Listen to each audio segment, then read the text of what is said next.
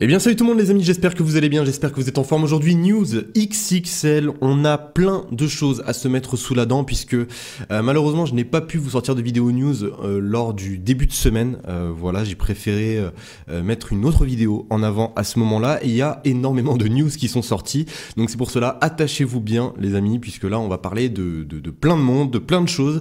Donc on est parti, n'oubliez pas le petit like si vous aimez le format, de vous abonner si ce n'est pas déjà fait et on est parti les amis pour cette première news.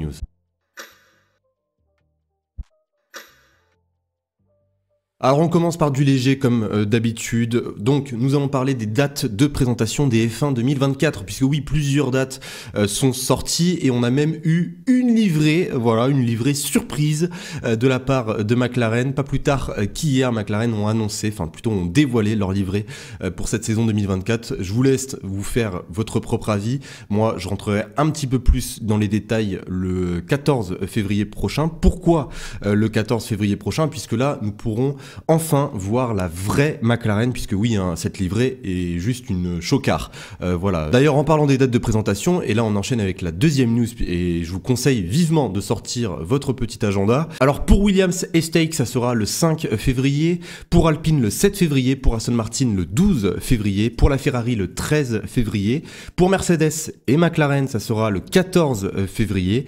La Red Bull le 15 février, donc il nous restera plus que As, je pense que As vont peut-être sortir leur livret plus tôt que prévu, hein, comme l'année dernière. Et en tout cas les amis, ne vous inquiétez pas, hein, bien sûr, chaque jour il y aura peut-être une ou même deux vidéos sur les présentations de livrets, ça me laissera le temps bien sûr de vous parler de chacune des écuries. Et j'espère, franchement, j'espère ne pas voir de chocard, j'ai vraiment envie de voir ce qu'ont pu apporter certains ingénieurs à leur monoplace. Donc voilà les amis, j'espère que vous avez noté dans votre agenda. On est parti maintenant pour la troisième news. Pour cette troisième news, c'est encore qu'au stade de rumeur, mais c'est Albert Fabrega qui nous a sorti cette information. Albert Fabrega est quand même un journaliste que je prends très au sérieux et ce n'est pas la première fois que j'entends cette rumeur. La F1 pourrait avoir une course à Madrid. Une information que vous avez peut-être déjà dû voir, une course à Madrid. Est-ce qu'ils pourront remplacer Barcelone? Ça, je n'en sais rien du tout. Est-ce que c'est une course qui va venir s'ajouter au calendrier de la F1? On n'en sait pas plus. D'après les propos d'Albert Fabrega, il va falloir attendre mardi prochain pour avoir de réelles informations concernant ce projet d'un Grand Prix à Madrid. Ou en tout cas, vous me dites ce que vous en pensez. Ça serait sûrement, hein, bien sûr, un circuit urbain style Formule E. Donc voilà, je tenais juste à vous tenir au courant. On en reparle peut-être la semaine prochaine s'il y a du concret. Autre news, et là nous allons faire un point sur la réglementation. La FIA a imposé l'utilisation de seulement 3 moteurs à combustion interne en 2024. Alors c'était exactement le même cas qu'en 2022. Voilà, ils sont revenus sur la saison 2022. Donc 3 moteurs, c'est très peu quand même pour toute une saison. Il y aura quand même 24 Grands Prix, hein, je le rappelle, en 2024. Donc ça va être assez short, hein, quand même, on va pas se mentir. Je pense qu'il va y avoir énormément de pénalités. Après c'est bien, ça rajoute un petit peu de suspense et même au moins les écuries vont devoir au mieux gérer leur moteur. Donc l'allocation des composants est de retour à celle utilisée en 2022. Il y aura donc 3 unités de moteurs à combustion interne, 3 turbocompresseurs, 3 MGU-H et 3 MGU-K. Et je rappelle, hein, les amis, qu'en moyenne, un moteur tient aux alentours de 6000 km et que là, il faudrait qu'il tienne, pour utiliser seulement que 3 moteurs lors de la saison, il faudrait qu'ils tiennent aux alentours de 7500 km. Donc ce n'est pas forcément rien. Donc j'imagine que ça va rajouter peut-être un petit peu plus de suspense. En tout cas, vous me dites ce que vous en pensez. Autre news qui devrait faire plaisir aux fans Mercedes, Toto Wolff restera chez Mercedes pendant encore 3 ans. Et oui, l'Autrichien Toto Wolff, co-actionnaire et directeur de l'écurie Mercedes, a annoncé ce lundi avoir signé un contrat de 3 ans pour prolonger son aventure avec l'écurie allemande. Alors il faut savoir bien sûr que Toto Wolff, voilà, c'est quand même un ancien pilote âgé de 52 ans aujourd'hui, qu'il détient quand même un tiers des actions de son écurie. Alors il faut savoir que Toto Wolff est quand même un actionnaire très important de Mercedes, hein, avec Ineos et Mercedes-Benz. C'est l'un des 3 actionnaires de Mercedes. D'ailleurs c'est lors d'une réunion avec les 2 autres actionnaires qu'il a décidé de continuer cette aventure. Honnêtement je ne sais pas ce que vous en pensez, mais moi, j'en suis ravi, véritablement. Pour moi, Toto Wolff, c'est un petit peu à l'image également de Christian Horner sur cette grille, et même, je pourrais même peut-être mettre Frédéric Vasseur, puisqu'il est resté quand même pas mal de temps chez Alfa Romeo. C'est à peu près vous savez, des personnes qui sont irremplaçables. Voilà, je ne vois pas Mercedes continuer sans Toto Wolff. On n'en parle pas assez. C'est vrai que nous, en tant que spectateurs, on se focalise beaucoup plus sur les pilotes, mais l'importance de Toto Wolff depuis son arrivée chez Mercedes est juste énorme, et je pense qu'il faudrait peut-être qu'on se rende un petit peu plus compte de l'avancée qu'a pu faire Mercedes depuis l'arrivée de Toto Wolff aux commandes. Donc oui, moi je suis extrêmement heureux, et même pour moi la paire Lewis Hamilton-Toto Wolff, c'est à peu près comme la paire Michael Schumacher-Jean Todt. Les deux ne pourront pas se séparer tant que l'un sera dans la compétition, l'autre devra l'être aussi, et je pense qu'à ce niveau-là on sera tous d'accord. Sur ce, voilà les amis pour cette news. Vous me dites bien sûr, les fans de Mercedes, ou même ceux qui ne sont pas fans de Mercedes, ce que vous en pensez. Toto Wolff qui prolonge chez Mercedes pendant 3 ans, qu'est-ce que vous en pensez? Et on termine les amis avec la dernière news, elle concerne Zak Brown. Décidément, c'est la deuxième fois en 2 semaines que je parle d'une certaine déclaration de Zak Brown. Zak Brown, là en ce moment, il envoie, il tacle tout le monde. Là, il a décidé de tacler l'association, plutôt la collaboration renforcée entre AlphaTauri et Red Bull, qu'il juge dangereuse pour l'avenir du sport.